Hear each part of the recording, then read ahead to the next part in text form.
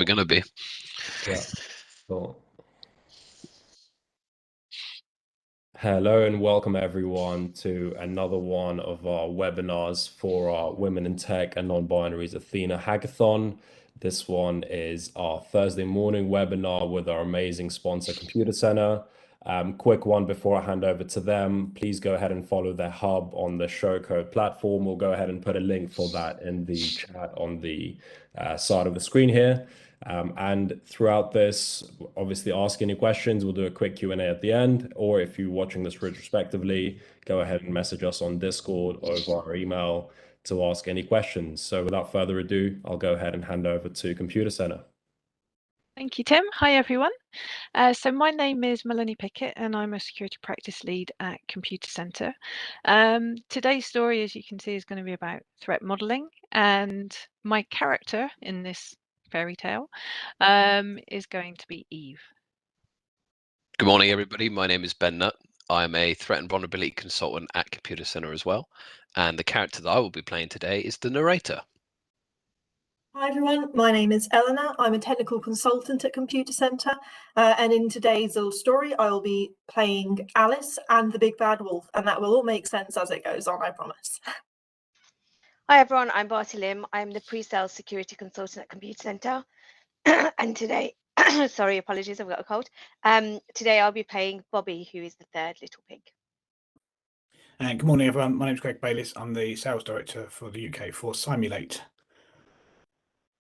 Thank you all, and without further ado, we shall jump in to our fairy tale or reality. We come now to the story of the three little pigs. Once upon a time, there are, of course, three little pigs.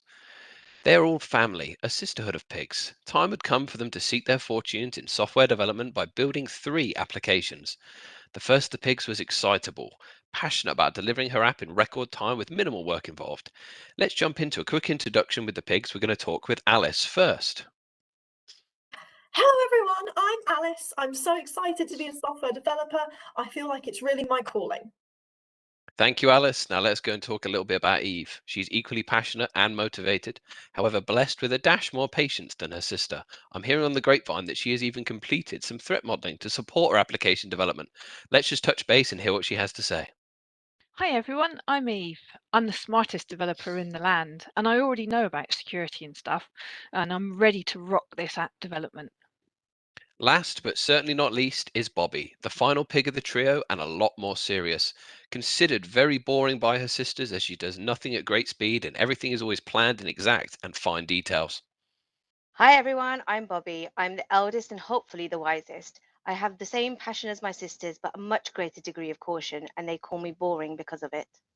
Now we've met all of these important characters from the story, I want to check in and ask them about how the app development's going. Alice, how are you getting on? I'm so excited. This app will change the world, I'm sure of it. It's going to go viral and people will love it. I can just tell I'm going to be a success. Alice, I hope you're not rushing this application development and have given ample thought into your software development lifecycle and all the security considerations a good app developer should have in mind.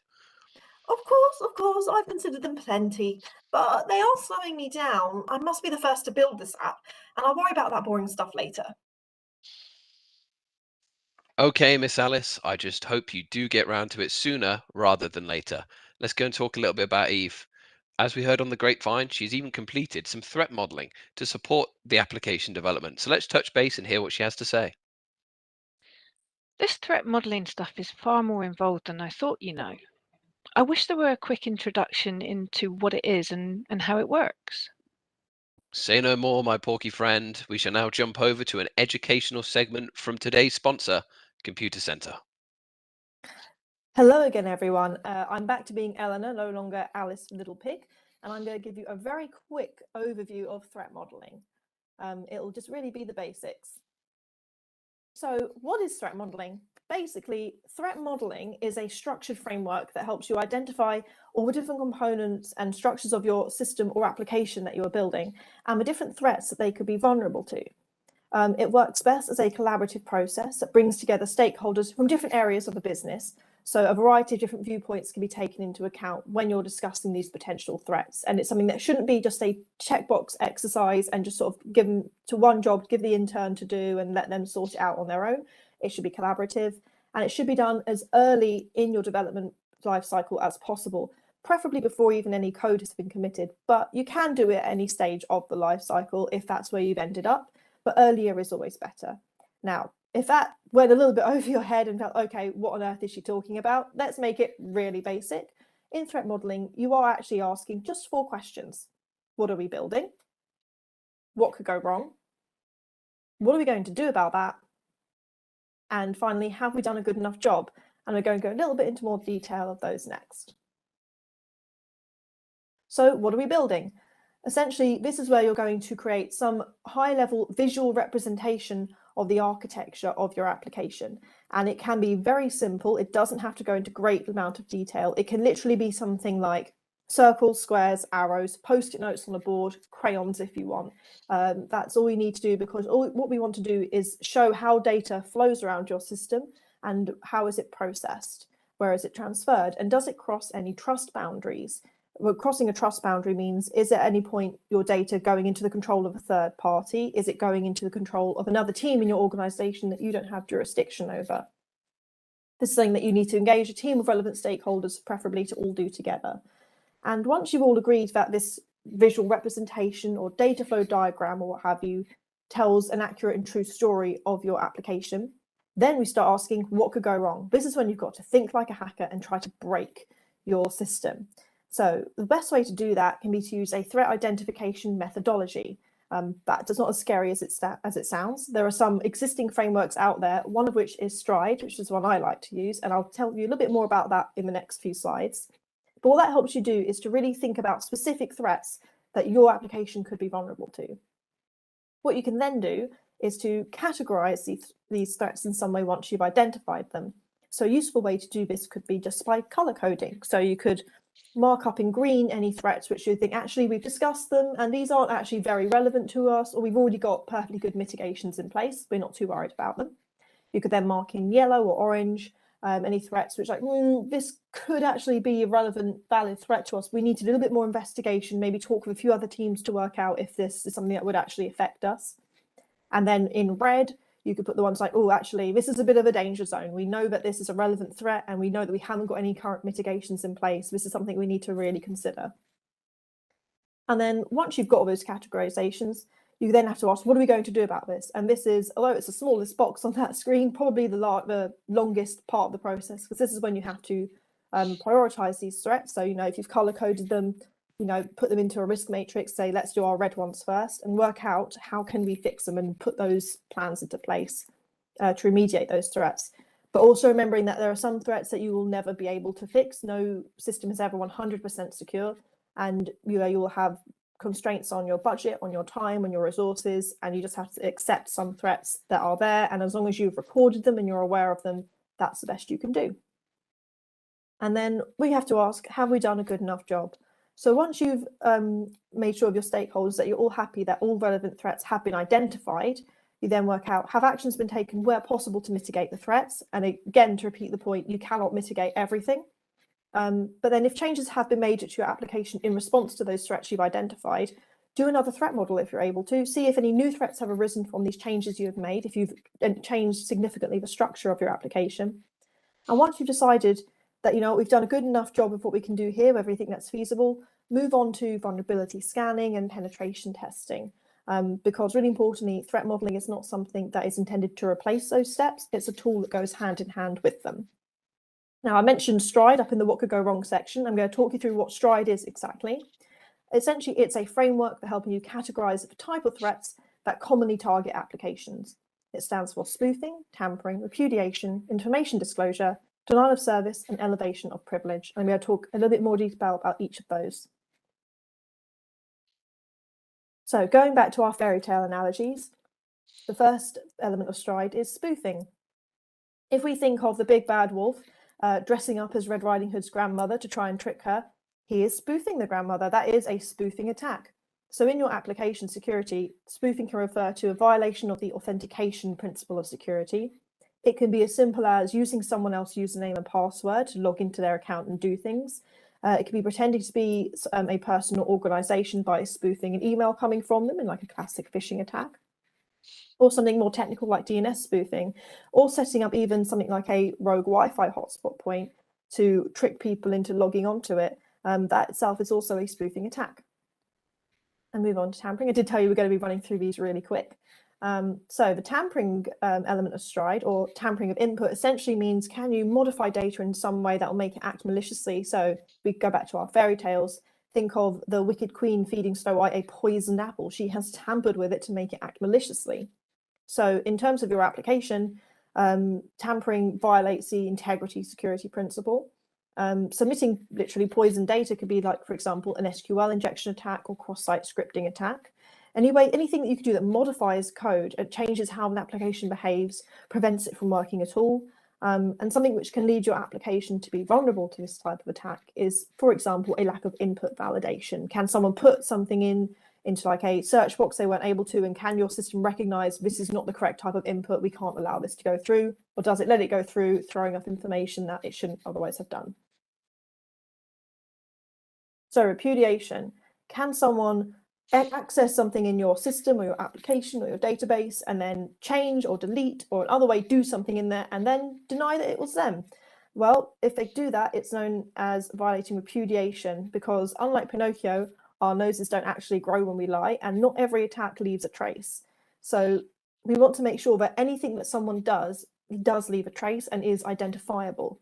So a way to do this is by making sure you have adequate logging. So any action that happens on your system anywhere, is there a way to search through logs, see, okay, at this time and date, this person's account is logged on and did this action, which goes along with auditing. You know, can you look for that and make this exact trail of the events that occurred before X event happened? And what are your access policies? Are you able to check who is able to access what and who has been doing so? And then information disclosure is the I part of STRIDE. So anyone who's familiar with the tale of Rumpelstiltskin, and yes, before you ask, I am not a graphic designer, and I made this slide. Anyone who's familiar with Rumpelstiltskin might know that his evil plot hinged on hoping that no one would be able to guess his name. But he was foolish enough to boast about that fact that no one will ever guess my name is Rumpelstiltskin. And of course, he was overheard by someone who was able to get that information back to the right person. So information disclosure simply refers to your data being insufficiently concealed so unauthorized people are able to see it. So this can refer to a lack of rights management again. So are your users able to open and read files that are above their security level or sort of in an area that they shouldn't have been able to see? Also, a really important one is about encryption of your data in transit. If your data isn't encrypted or is using a deprecated encryption standard, could perform a man-in-the-middle attack and eavesdrop very easily onto your communications. Even things like your log files. We talked in the previous one about how important logging is, but are those log files actually including some sensitive information they shouldn't be? And are any error messages that pop up when you try to access something actually giving away a bit too much information? Does the error message too detailed, and that could actually give the attacker some information they need to launch another attack? Next, we have denial of service. So when Goldilocks broke into the Three Bears' cottage, she ate their porridge, she broke their chairs, and she slept in their beds. She effectively denied the rightful users access. This is the very basis of a denial of service attack. Do the rightful owners or users of a service, have they been rendered unable to access it? So a classic DDoS, or a distributed denial of service attack, is when multiple botnets can flood a server and slow it down or crash it altogether. This means that the availability of a system has been compromised. Something which can cause this can be having unnecessary surface area of your application exposed to the internet, leaving places for people to do this. Or also be by lack of redundancy or load balancing. And this happens commonly. Companies can accidentally denial of service themselves. So for example, if you think of an online retailer who might decide, oh, you know what, we're going to have a sudden 75% off flash sale, and then suddenly they get much more traffic than they usually would on a normal given day, and they haven't factored that in and built some elasticity into their system, no load balancing, and it crashes. But they brought that on themselves. No one deliberately set out to do that. Denial of service can happen in that way too. And the last principle of STRIDE is elevation of privilege. So if we think about the prince climbing up Rapunzel's hair to get to her tower for some illicit meetings, He's essentially elevated his privilege by moving vertically through a system, and that's essentially how elevation of privilege works. Someone's able to get moved vertically through a network even when they shouldn't be authorized to do so. So in your application security, do you have authorization boundaries, and are they strong enough?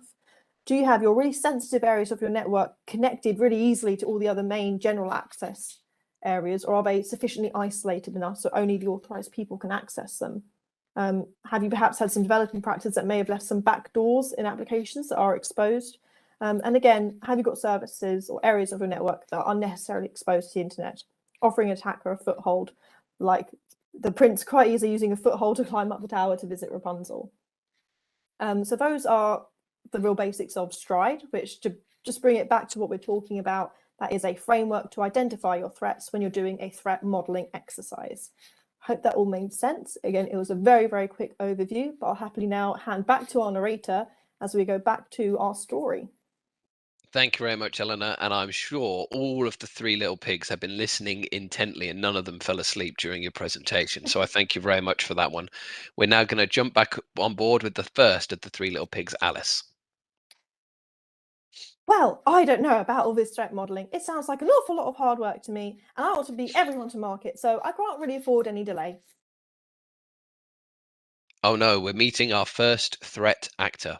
This is a script kiddie and his alias is Gruff. His characteristics is that he's self-taught, he's got no formal training, he's got some pre-made tools, he's very curious, he's often unsuccessful and often harmless, but in some cases, not. I tell you what, I have a hunger for causing trouble and chaos. What could be more fun and rewarding than putting an end to some of this crazy app development going on? Those three little pigs will not be developing anything, not on my watch. I bet they haven't even considered any threat modeling or security considerations, and it will be like taking application data from a pig. I will start my plans on the first little pig, Alice. I hear she's very excitable and keeps publishing the fact that she's rushing towards some deadline. So I bet she will not have the time or budget to take security seriously. Now, before we hear more from the antagonist, we must check in with the third of the little pigs. Bobby, who, as we've heard, is very serious, considered very boring by her sisters, and does nothing at great speed, and everything is planned in exact and fine details. She has been listening intently during the threat modeling educational segment. Notes have been made, and she's been very quiet ever since. Apparently, her application launch has been delayed, much to the delight of her younger sisters. I fear the app launch will have to be delayed, team. There's just not enough time or budget for us to implement all the security considerations generated from our threat modeling. I shall make a public statement and explain to the investors there is no point launching something that will be vulnerable from the start. Well, I've done my recon, scans have completed, and I found a vulnerability present related to SQL injections. I will exploit this and make my exit with some critical data. Oh dear, oh dear.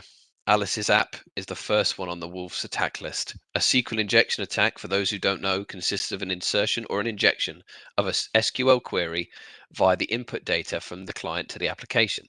This exploit can read sensitive data from a database, modify database data, even execute administrative operations on databases, recover contents of given files, and in some cases issue commands directly to the operating system. In Alice's case, the big bad wolf has just stolen some very critical data.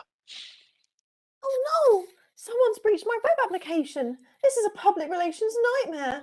What will I tell the users? What will I tell the investors? I should have spent more time listening in that threat modeling education segment. Sister Pig, what do I hear on the grapevine? You have had a security incident on your app? You rush too much.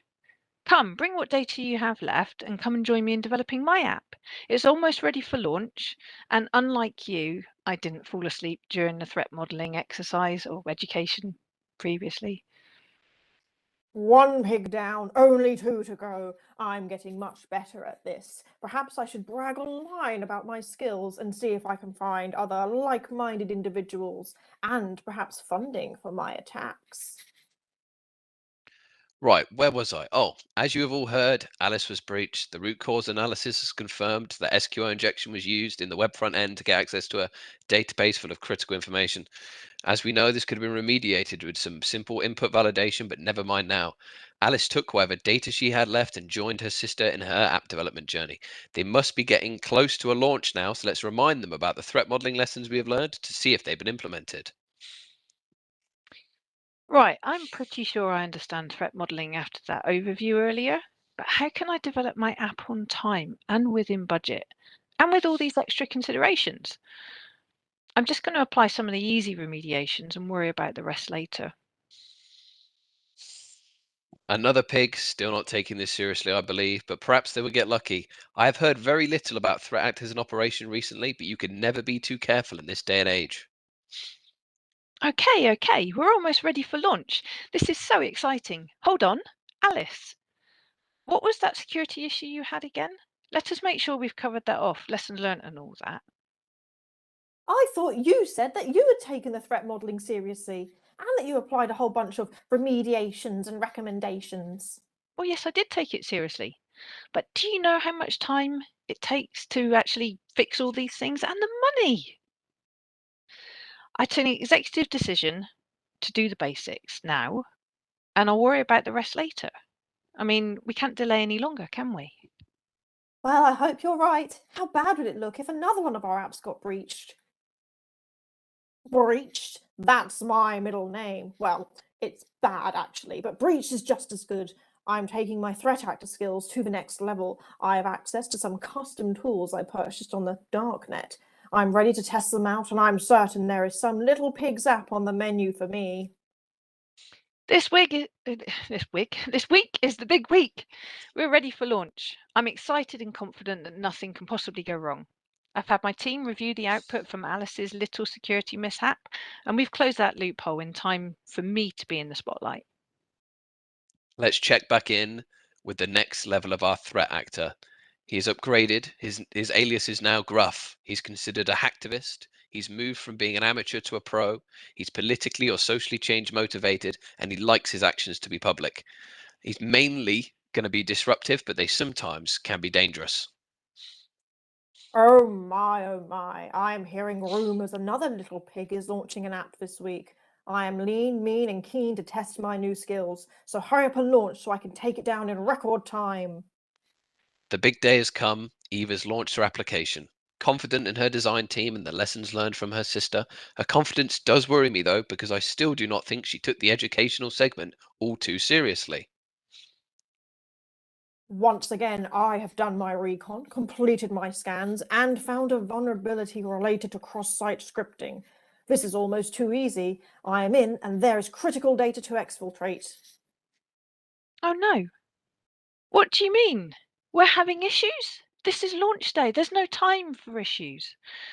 We're either green light to go or green light to go. I can't have this day derailed. Remember when you told me that you listened to the threat modelling section? Yes, of course I was listening. Unlike you, I take things very seriously. Well, I just spoke to your team, and it looks like while you did fix the SQL injection vulnerability, you left yourself open to a cross-site scripting attack. You must take the app down. We can't release publicly with all these security concerns. It seems sadly history has somewhat repeated itself. It would be strange, in fact, the lessons were not properly learned. Obviously, for cross-site scripting attacks, or again, it's a type of injection in which malicious scripts are injected into otherwise benign or trusted websites. They occur when an attacker uses a web application to send malicious code, generally in the form of a browser-side script, to a different end user. Flaws that allow these attacks to succeed are quite widespread and occur anywhere where a web application uses input from a user within the output it generates without validating or encoding it.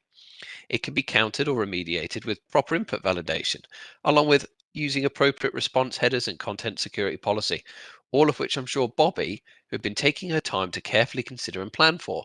No doubt the pigs will regroup and go running to the final app developer, their boring older sister. Please, can we do a joint venture with you, Bobby? We've made a mess of ours, but we still want to develop an app. It'll be a family business. We can do the ideas and marketing, and you can do the boring stuff. How does that sound? What do you mean boring stuff? It was not a family venture when you were both rushing to launch your app first, And it wasn't a family venture when I delayed my launch after learning about threat modeling and you just both blindly continued onwards. We're really sorry. Please, it would be really embarrassing for us to not be able to launch anything at all. You wouldn't let the big bad wolf win, would you?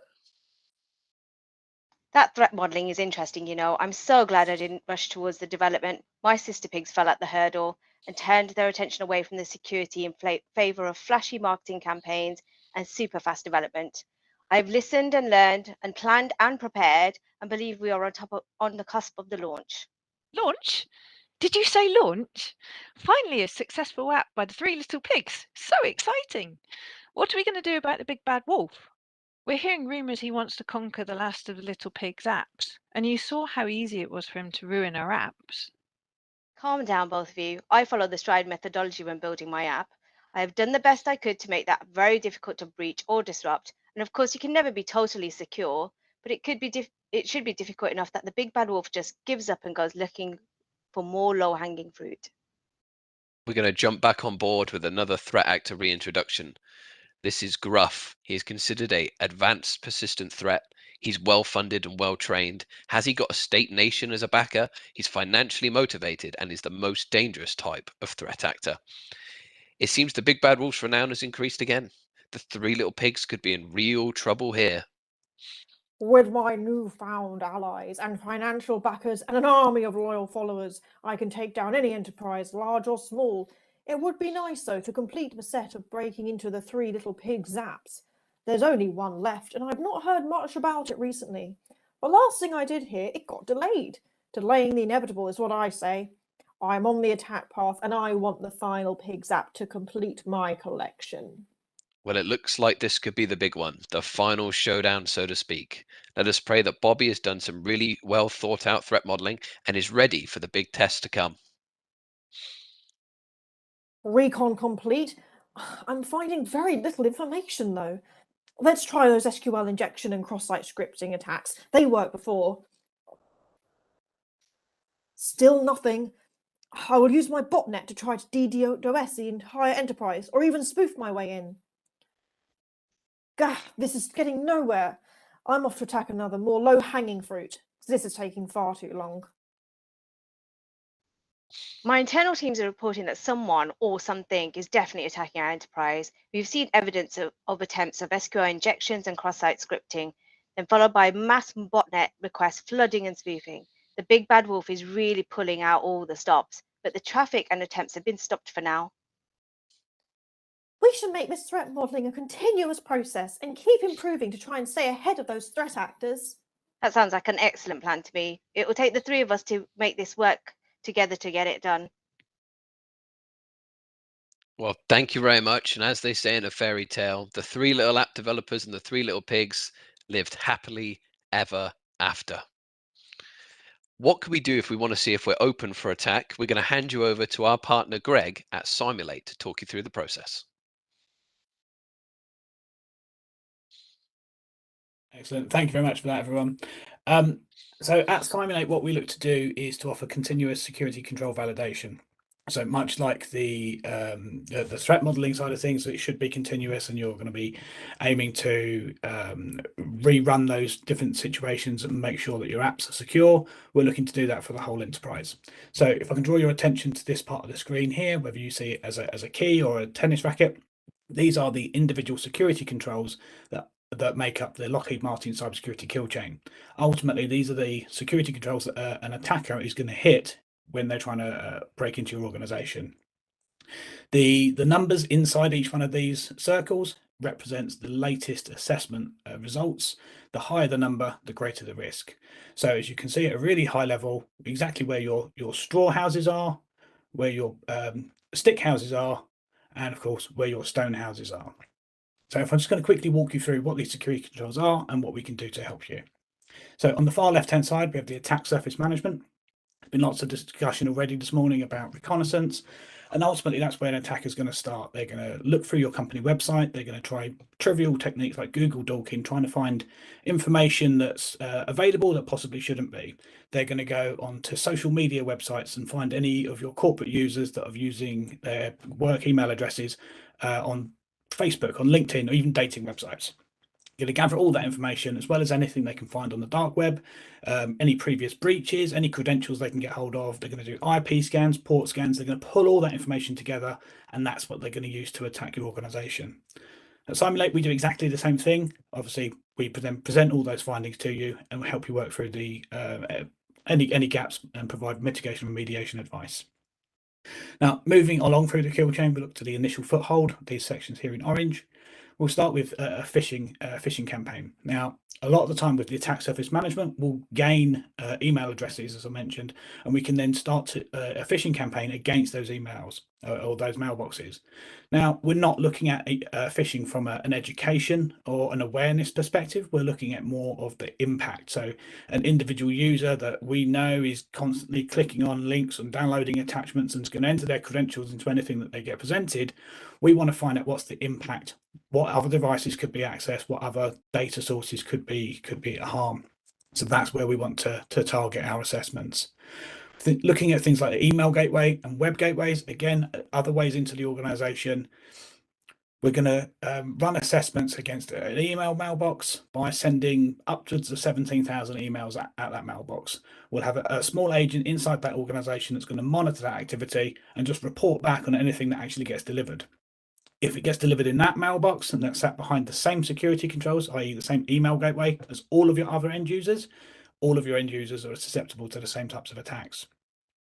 Web gateway, exactly the same thing. Obviously, instead of emails, we're looking at URLs, we're looking at phishing domains, we're looking at C2 domains, what malicious websites can be accessed from an endpoint in your organization, and helping you plug those gaps and making that more secure. We'll also look at the individual file types that can be downloaded into your organization.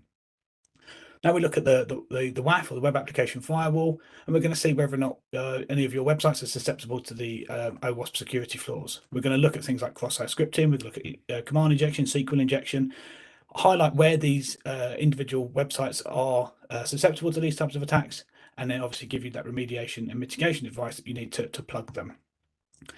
Moving on to endpoint security, we're going to be looking at both your traditional antivirus in terms of signature and definition-based antivirus as to whether or not malicious files can be written to disk.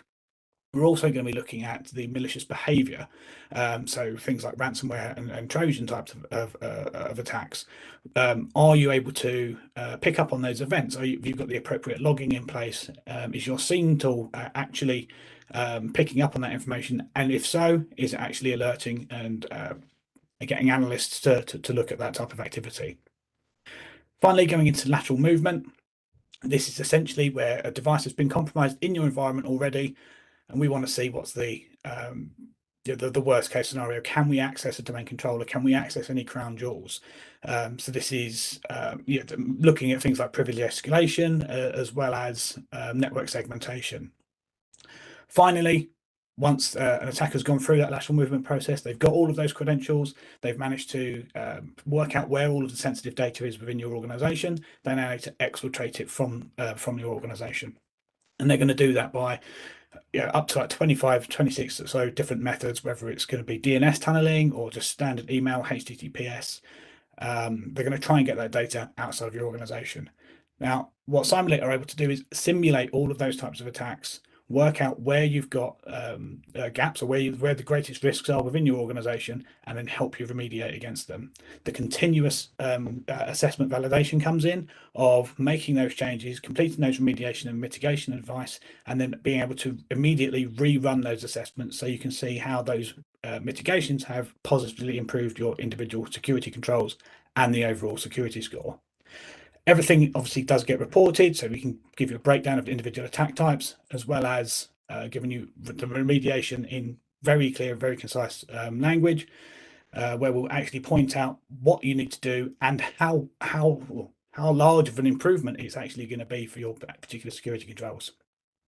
Things like the lateral movement will actually give you a map of where we've been able to compromise devices within your organization and show you exact routes, attack paths, and spreading methods that we've used. Everything we in terms of an immediate threats, these are the threats that are occurring on a daily basis.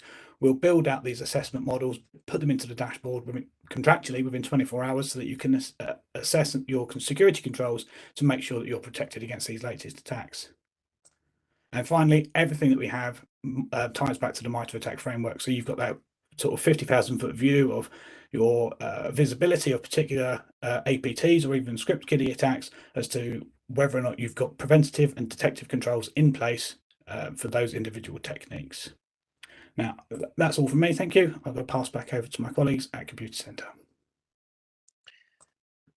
Thank you very much, Greg. I believe we are at the end of our presentation and are happy to take any questions. Amazing. So really, really good presentation, guys. And I do love the role play. I think I haven't had this much fun on a webinar probably ever, to be fair. So, I mean, question-wise, obviously there's a lot of stuff in there that you covered that's kind of more technical and super, super specific to the topic here. For the mere mortals like myself who are not maybe into coding as much or might not be in tech professionally, do you have what kind of advice would you give to people who are just getting into this and they want to learn some of this stuff? Any kind of tips, any suggestions that you have that maybe helped you out at the start of your careers? Open question, anyone, feel free. Well, I can kick off, and then maybe we can take some ideas from the other guys. So from my perspective, how I got into the career that I'm in now. So just to give a little bit of background, I actually started off on an IT help desk and then moved into networking and security. So I'm not a coder, I have to say, more on the networking and infrastructure side of things, and security, obviously. And I actually got into it just by speaking another language, ended up on a help desk. It was an IT help desk, and I got the bug. So I just started to learn on the job and then started picking up like certifications and courses as and when I could, most of the time in my own time, but sometimes you get companies that will offer you training as well. So that's how I got into it, but then I had the bug to begin with.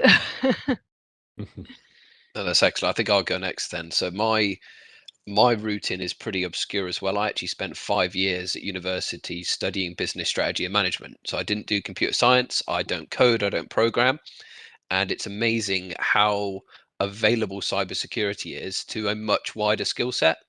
If you've got, or I would say, if you have any sort of degree where there is a element of problem solving or strategizing, you would be able to get a career in cybersecurity somehow, because there is a whole lot of it that I let the really smart technical people do the really smart technical work. And then there is quite a lot of work which is actually taking that detail and trying to deliver it in ways that people that don't have that background can actually understand it, helping them build strategy, helping them prioritize projects, or even helping them balance resource demands. It's a much wider scope than people think initially about hacking and cybersecurity, that it's all sort of sat with a hoodie hunched over your desk churning away at 1,000 words a minute into your console. It's really not. It's much wider than that. So don't feel like if you don't have a computer science background that there isn't a place for you in the community. There absolutely is. I'm happy to go next. Similar to Ben, actually, I didn't come into cybersecurity in a very usual route. I actually did zoology at university, so something pretty far removed. And I've only been doing cybersecurity for about 2.5 years now. But again, I don't do coding, I don't do programming. But I think what there is a real lack of in the industry is what is sometimes dismissively called soft skills. I don't think they should just be treated as if that's like an afterthought, or soft makes them sound like they're less important than, you know, hard skills like coding and such. But the ability to communicate and talk to people, that's so important. And you'll probably hear a lot if you look into cybersecurity and talk to people that you can have the most sophisticated security setup in the world. It takes one person to not understand how to use it or to not care about using it to break the whole thing. It really, like, the weakest link in a security chain is the people, but they can also be the strongest link. So I think if you have an interest in being able to communicate and problem solve, you can get into this. You don't need to have come up through the ranks of doing cyber information or computer tech at university or anything to be able to do it. I can go next. I have the most boring story, since I actually did computer science at university and did a security module in my final year, and then decided that security was the way that I wanted to go. So I've actually been doing security for the past 15+ years, and I've watched security grow actually from what was not an important topic and was always you know, networking was the main thing and security was the add-on. Security is now the main focus for a lot of organizations and is part of absolutely everything now. So I've kind of worked through it as it's become more and more important as technologies have come on. And I think when I started, there wasn't as many technologies, there wasn't as many vendors, there wasn't so many different parts of security to consider. And it, you know, now it's just absolutely everywhere. But the great thing about that is that there are so many different parts of security that if you don't have to be a coder, I'm not a coder despite doing computer science. I was always interested in the networking and security side of things. And there's ways to find roles within all sorts of organizations where security is important in different ways. So you don't have to be technically minded. You can be if that's the way you want to go. But as Ben and Eleanor have said, there's so many roles and there's so many different requirements, so soft skills and things like that are needed as well. And finally, I pretty much left school at 16 and got a job in an IT department at my local hospital. I just started doing second line support, and much like Millie, got the bug there and then, and have been in IT ever since. I think the way I like to look at security is if you can have an understanding of the thing that you're actually trying to secure first, it makes it much easier. So if you take something that everyone can relate to, like a house, you typically you wouldn't leave your house with your windows open and your doors unlocked and the garage open, because you know that people could get in. And it's having that sort of mentality, that sort of mindset, and being able to look at something and you know, essentially bend it and break it to something it's not supposed to do. And if you can do that, then it's easier to start looking at the same element from a security perspective. Awesome. No, that's really cool. I think we've actually had a question from someone in the audience. So if you could go back in time and give yourself one piece of advice that made your professional life easier, what would that be? Oh, that's a tough one. I can go first on this one because I have a really relevant journey. For me, I effectively spent that 5 years at university. It was always a passion and a hobby for me before that, but I just wouldn't. I basically left it alone completely for 5 years while I was at uni studying business strategy and management. And if I can go back at time, I'd just bang myself on the head with a hammer and say, just stay connected to the industry. You're obviously you've got an interest in it. Stay connected because, as Barty will allude to, in 5 years, the industry and the technologies can move really fast. So if it is something if you are interested in, try to just stay a little bit current, stay a little bit connected, follow the things you like, but don't just, like me, leave a 5-year gap where you didn't know anything about it and then try and jump back in afterwards. That leaves you a lot of catching up to do. I can go next. So I think if I was to give myself advice from the very beginning, it's probably more to believe in myself. So, you know, as this event is obviously orientated towards female and non-binary, there aren't many females in security. You know, it's something we're trying to increase the number of females in there. And it's very easy to believe that you are not as capable as anybody else. And actually, that's not true. You are just as capable. So my advice would be, and I wish I had this advice given to me, that actually I'm just as good as anybody else to do my job. I'm having to go next. That was really good, Barty, by the way. I think that's brilliant advice. I'd probably, if I to give myself advice in the past, maybe say, loosen what your idea of success is. Because when I was years ago studying zoology, for me, I was like, if I'm not running a veterinary practice by the time I'm 30, I consider that a failure. And that has held me back because I actually evidently failed to do that, but I have to sort of get myself out of the mode of thinking as that as a failure. I'm doing something different. I'm not doing something wrong by having not met what was my criteria of failure at that point in my life, or that criteria of success from that point in my life. You know, I think actually, if you're not ending up doing what you've always thought you'd be doing since you were 6 years old, that's okay. Sometimes life doesn't work out that way. It doesn't mean you have failed or done something wrong. It just means you found something different, and that can still be a success for you. Amazing. Yeah, it really goes to show beauty is in the eye of the beholder. Really, success is always self-defined, isn't it? It's really about what you want it to be. I may see some of you obviously this weekend at the hackathon. So, you know, touching on that point, would there be kind of, for the other hackers that are taking part, any piece of advice that you'd like to give to them if it's their first hack or if it's their first kind of public event that they're doing or in-person event for the last 2 years, something that you think that would make it easier for them? Enjoy it. Yeah, I'm not a technical person, so I can't give any technical advice, but it's a 24-hour hackathon. Please stay hydrated. Good answer. All I'm going to say. Yeah, I can take that one. It's what I said to our hackathon team. So we are taking part, and myself and Eleanor will be around and at the stand. So if you do see us, do say hello. We've said to our team that, yes, there's a prize at the end, and yes, everybody wants to win, but actually the main aim of this is to network. It's a fabulous opportunity to meet so many different organizations and different people in the industry at different levels, and have been in their careers of 15 years like me, or somebody who started much newer like Eleanor. But it's just to have fun. It's a great opportunity to meet people, and we should really take advantage of that. Yeah, that's a good one. Amazing. I think I'd like to say as well, because I'm part of the team that we're putting forward. It's my first hackathon. I know nothing about app building. So you can probably imagine how I'm feeling for those of you who are actually attending. So I think from what I've learned from colleagues who've done hackathons in the past, it's just to, as Ben said, have fun with it, and basically learn, and don't feel I'm going to try to impart to the team that we're not going to feel worried if we don't do as well. It's our first time. We're just there to have a go, really, and taking part is what counts, really, isn't it? So Yeah, absolutely. Awesome. Well, I think that will wrap kind of this session here. Again, everyone go ahead and follow the ComputaCenter Hub on Showcode to engage and interact with all of their amazing content that they'll be having on there. And to obviously look out for more things like this that they'll be doing. So hope to see everyone at the hackathon on Saturday. Any questions, please feel free to reach out via Discord. Yeah, good luck, everyone. thank you. See you all you. there. Thank you. Sure. See you there. Thanks, Bye. everyone. Cheers. Bye-bye. Cheers. Bye. Bye.